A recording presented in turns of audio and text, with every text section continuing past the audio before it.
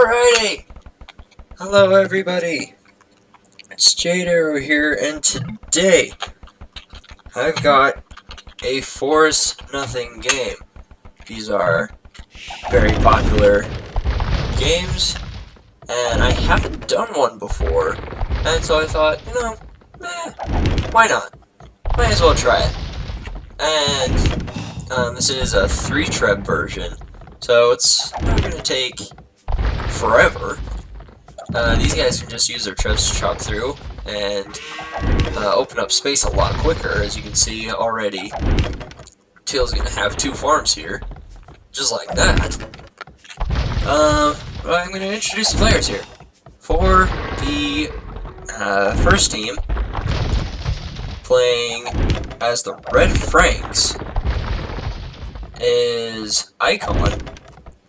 And his pocket, playing as the Teal Celts, is Stelios. Second pocket, playing as the Purple Japanese, is Crawler. And the second flank, playing as the Orange Spanish, is Droxy. And these guys make up the, I don't know, I'm probably going to call it the Western team, just because they're on the west half of the map. But they are, they're the Western team. And up against Orange, playing as the Gray Celts, is IMAC. His pocket, playing as the Blue Japanese, is Russ. Second pocket, playing as the Yellow Spanish, is Sty. And his flank, playing as the Green Franks, is Felicico.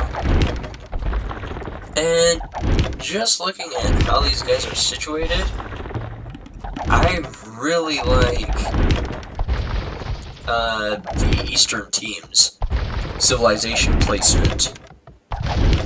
I like it a lot.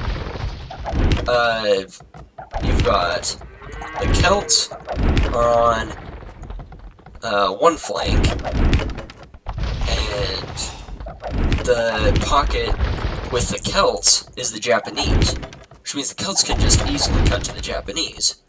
And then on the other side, the Spanish and the Franks are right next to each other. I think the only thing better would be if the Spanish and Franks player were switched. And it's the same thing on this side. Well, it's similar. The Franks are up against each other. So that's probably going to make it kind of interesting, because then it won't be so imbalanced towards one side or another with the incredibly strong Paladin. The Celts, as a pocket, Teal's going to have to cut towards red, and then probably cut towards purple, while Orange is going to have to cut towards purple as well. Whereas the Eastern team, Gray can cut to blue, Yellow can cut to green, and then Yellow and Gray can just kind of meet up somewhere in the middle here. And that just makes it really convenient in terms of cutting. What's not convenient for the Eastern team is what the trade's gonna look like in the late game. Because, just look at the minimap down here. Just look where everyone's situated. The Eastern team is almost in a square. And their best bet would be to cut to the corners, but that's gonna take a lot more time than, say, if the Western team, they're situated, so if they get trade running, they're not going to need to go out of their way. They can just start with red, and then go around towards teal, and then over, ending somewhere around purple. Their trade line's not going to be too bad. So, the Eastern team has, in my opinion, better civilization placement, but a really bad trade line placement. So, it's going to be kind of weird to deal with. Now, something you probably noticed already is that there are a whole lot of relics throughout the map. And that's going to mean these players get a lot of gold if they collect a lot of relics, I do have a relic counter on the table down here, so we can see how many relics each player has later in the game. But the relic placement's really stacked towards the Eastern team. I mean, if you look at green, he's got those down there, he's got these ones around here, and then he's got a few over there. And then yellow's not quite as stacked. He's got to cut way out here if he wants to grab all of those. But look at blue here. He's got 1, 2, 3, 4, 5, 6, 7, 8, 9, 10, 11, 12, 13, 14 relics around his base.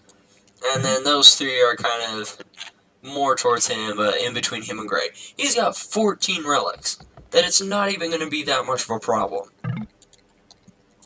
Now, he is the Japanese, so a whole lot of gold isn't going to offer much for him. Japanese just seems like a weird pick here.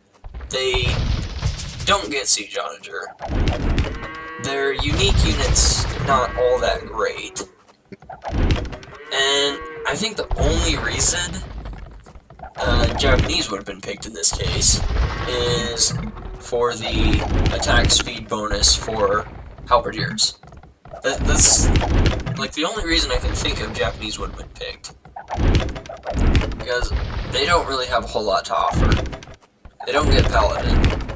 They they don't get siege onager, as I already said. They get champion, but champion's not really the best thing to go for in with these civs that you're up against. So I guess it's only for the halberdier attack speed. The Spanish in this game, both teams have it, so both teams are going to get the trade bonus. So it's not going to be too big of a deal if either team gets more relics. It's not going to be that much of a difference because of the Spanish trade for both teams. And I don't know, these civs, these are weird civs. I guess not really weird, but there's so much that overlaps with these civs. I think I would like to see more variety with the civs, but I guess it's fine. And, like, here's what I'm talking about. Celts, they get Siege Onager, Paladin, and Halberdier. Franks, they get Paladin and Halberdier. Spanish, they get Paladin, Siege Onager, and Halberdier. Japanese just get Halberdier. So, there's a lot of overlap between these four civilizations. And I think it would be kind of fun to see more variety with these. So if we would see something like I'm trying to think, like if we would see Franks, Britons, Saracens, and like Mayans. Something like that. That would be a really interesting matchup. But with these civs, it's kind of predictable what's going to happen. Which means this is either going to be a very short game or a very long game. So, we'll just have to see, because it's all a matter of guessing what your opponents are going to do, rather than reacting to it. Because by the time you can react to anything, it may already be too late. So if one team predicts what the other team is going to do, and counters it really well, then it's going to end the game. But if both teams either don't predict each other, or predict each other at the same time, or some kind of strange combination of mind reading and predictions and all of that crazy stuff, then it could go on for quite a while. Right now everybody's just opening up their base, getting lumber camps out. Okay, this is what I wanted to see. Yeah, this is what I want to see. So, if you look at the top left, I'm currently on Stelios' point of view, and he's the Celts player. He's being slung by his teammates. And then I assume that Green is also being slung by his teammates. The other, or wait, no, Gray is also being slung. The other Celts player, and this is kind of what I want to see. There's two different strategies, really, that you can do in a Forest Nothing game. You can either go with what we're seeing right now, and you sling a player that has Siege Onager. And these guys aren't playing on expansions, they're doing HD, so you do need Siege Onager to cut. And so you'll sling your Siege Onager player. And in this case, they decided to sling the Celts rather than the Spanish. But it's fine. No. And what that does is it means that player can get up to the Imperial Age really quick, get Siege Onager, and chop through to everybody else. And that means the other three players are going to be a bit farther behind, but they're going to have more room because the other player is going to chop them out. So they're going to be slightly farther behind, but have more room to build up faster. And that's the first strategy. The second strategy is nobody slings. Everyone just is kind of on their own. And what that does is it lets all four people build up at the same time. So they're all going to slowly build up really strong all together. So you kind of have to choose which one you're going to go for. In this case, both teams went for the same thing. You can see both Celt players are advancing to the Imperial Age within about a minute of each other. So they're going to chop towards each other really quick and get their trade lines going. And then Teal's going to chop everyone out, Gray's going to chop everyone out, and they're going to build up their armies. And I like this strategy a lot more because it means you have a faster game. If you have all four players just slowly building up together, then it's going to take a longer time for everyone to get their armies all together. And Teal's at the Imperial Age. He's got a couple mangonels that he's going to be upgrading. He just needs a little more gold. And he's getting guilds right now. And if you don't know what guilds does, if you look at the market prices, the most you can get right now is at 14. And that's the lowest you can get. He just got guilds, which bumped it up to 17. So now the minimum gold you can get is 17. So it increases the amount of gold you can sell for. And it doesn't just apply to him. Give me your extra resources. It applies to all of his teammates as well. So all of his teammates can now sell for more gold, which means they can sling Teal and give him more stuff, and it means Teal can also sell for more. So Teal just now got Onager. He's going to get Siege Onager in a second. But Gray already has Siege Onager upgrade, or he's getting it right now. So he's going to be ahead. He already has 2 Onagers. He's going to have 2 Siege Onagers. And he's going to chop over towards blue. So he's going to be nearly a minute ahead in the chopping. And depending on the micro of both these players, it could be a big difference or like just a small difference. And we'll have to see how it goes. Because Gray only has one direction that they need to chop. They only need to chop this way towards blue. Whereas Teal has to chop towards both purple and red. I think Teal's going to chop towards red, because purple's chopping this way with traps. So, purple's just going to meet up with Teal over here, and that lets Teal be able to chop. That's what I tried to say, not chill. Teal can chop this way. And then that kind of leaves orange abandoned over here. But Orange is the Spanish, they can get Siege Roger their own, and chop fur towards Purple.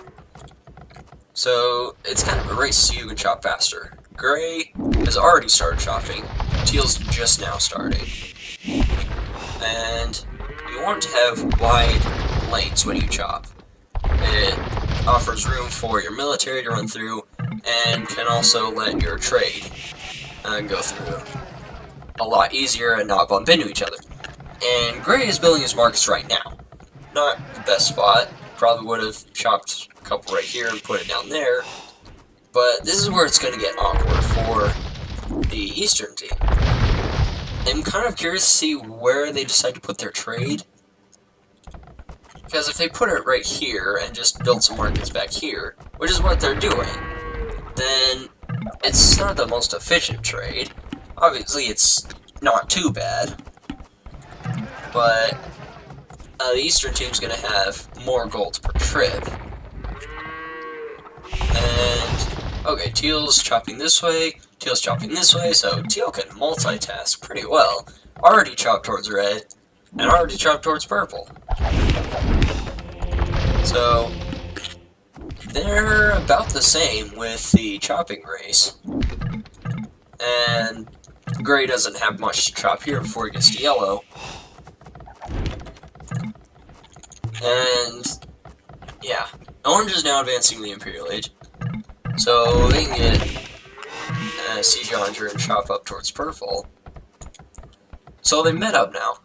And now I think Teal needs to work on widening this line. If this is what the trade line is going to look like, then it's not going to be very good, because trade carts are going to be bumping right into each other. Okay, this line's okay. It's wide enough that they're not going to be bumping into each other too much.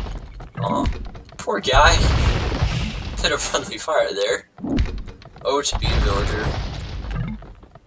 Just minding your own business, chopping along, and then your ally beans you in the back of the head with a handful of rocks. That's what it means to be a worker in this game. If you think your job's bad, well, you could have been that guy. So there you go.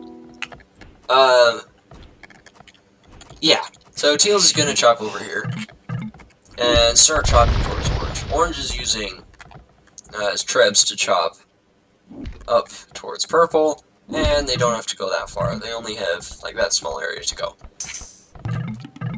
But I'm curious where the two teams are gonna chop towards each other. Over here, there's obviously not a long ways to go. They only have a couple screens of trees to go through. Over here, on the other hand, they've got quite a ways before they get to each other. Okay, so here's the market for purple, and markets for red are over here. So, like, let's just look and see how much gold they're getting at the moment. There's market there for yellow, and let's see how much gold Gray gets.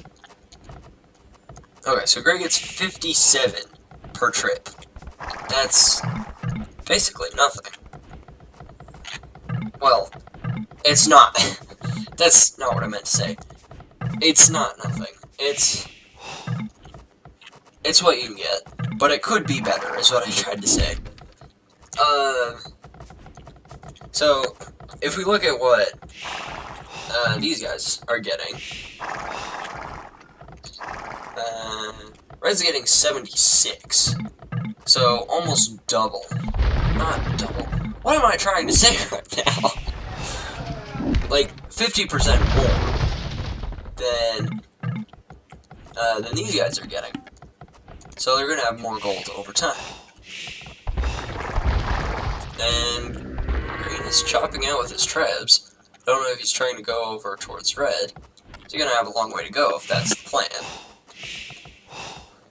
But I don't know where these guys are gonna chop. It could go either way.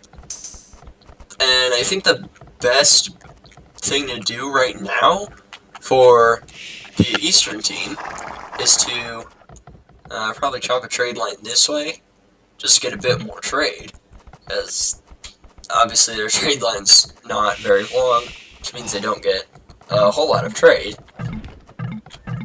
And green is now getting Cavalier. He also has pikemen. And he's getting plate barding, so he's already started to upgrade to paladin. And he's got a decent amount of resources right now. He's gonna need a lot more if he wants to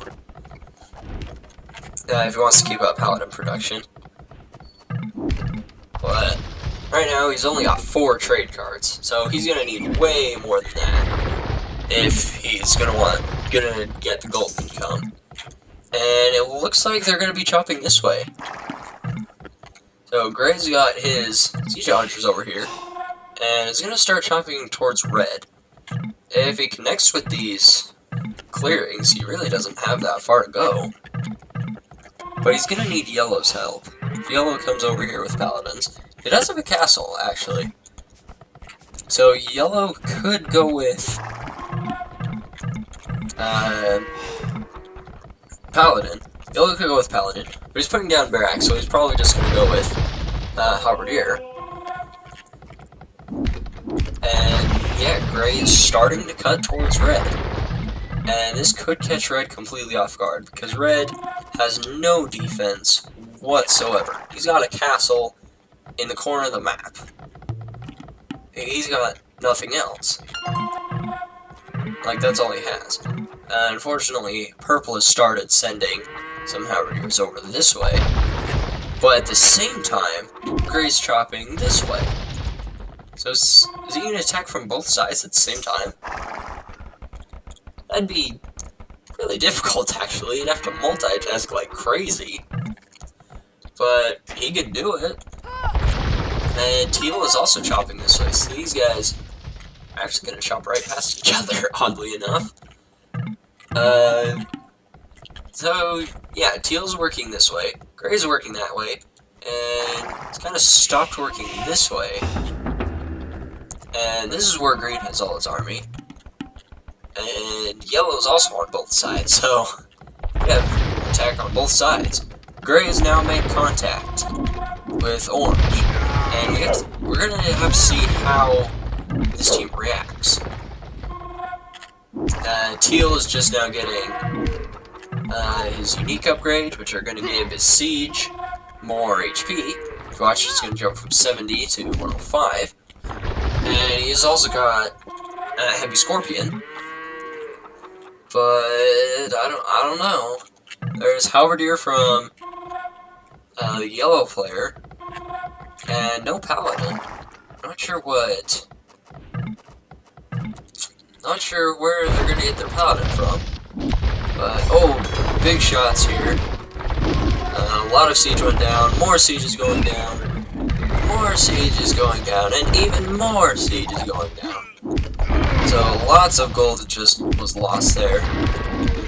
Pikemen coming over, halberdier now from orange, and there's not a whole lot that can be done at the moment. These guys are just at a stalemate until someone gets paladin over. Really, they need either yellow to start adding in paladin, or they need green to come over on this side. But green seems to be focused up here. And he's got to send his army over. He's coming over with some halberdier, and he needs to send his paladin over. He doesn't really have a whole lot of gold for it, though. He needs more trade cards. He needs more than 13. He needs somewhere around 30. And okay, longswordsman for orange. He's gonna upgrade the champion. Blue's upgrading the champion. Purple's upgrading the champion. Everybody wants the champions. And it's worth doing that. They will kill the halberdiers really easily, but against paladin they kind of be destroyed pretty easily. But kind of a stalemate going over on this side. But here's the champion from blue. And he's coming forward. Oh, this is interesting. Yellow's researching Bombard Tower. So if he just starts to spam Bombard Towers right here, that's going to make it even harder for the Western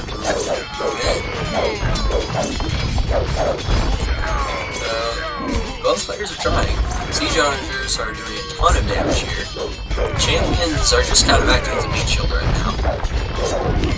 And Trebs are going down. Just one more shot and those two are going down. But what these guys need to be careful of is the friendly fire. And this is curious. Purple's researching Katabaruta, which is the Japanese unique technology, which means their Trebs can pack and unpack in it's like less than a second. I don't know why he's doing this. I wasn't expecting that, but if he gets solid Trebs out here, then he could take out the Siege Onager or the Bombard Towers and then just move them away when he needs to. But here we go. Red is coming forward with Paladins. Green still doesn't have his over yet. Green's over on this side. And he's not doing anything because Gray's not chopping. Gray's focused over on this side, so he either needs to signal and tell Gray, hey buddy, I need you to use those thingies and chop through here. Or he needs to run over on this side. And he's really needed here. These Paladin from Red are gonna do a lot of damage. But Red is having to run all the way around. Yeah, Paladin over there. He's gotta... Okay, yeah, that's what he's gotta do. He's gotta build stables. But he needs more than 2.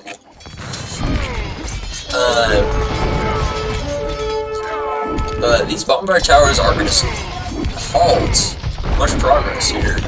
Unless these guys get Trebs or Siege right now, then they're going to have a tough time dealing with these Bombard Towers.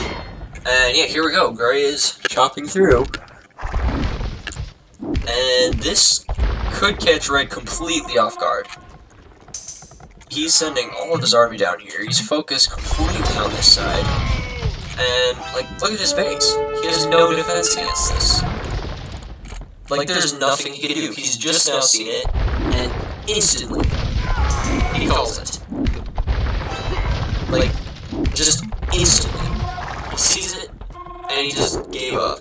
Because there's nothing he can do, and bam, he resigned. Like, that's how fast this can change. Just, he had no defense. He's completely focused on the other side, and was completely caught off guard, and he's going to get completely destroyed. They're going to lose the trade line, and it's going to be over. Like, immediately. That's how fast this ends. And, like, that's it.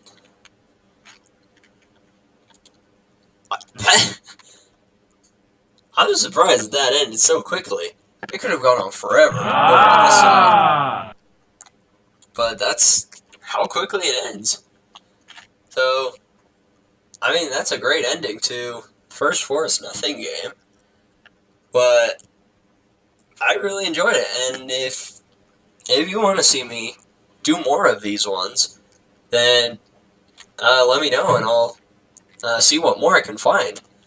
But that's going to be it for this video. Thank you everybody for watching this. I appreciate all of you guys, and I'll see you all in the next video.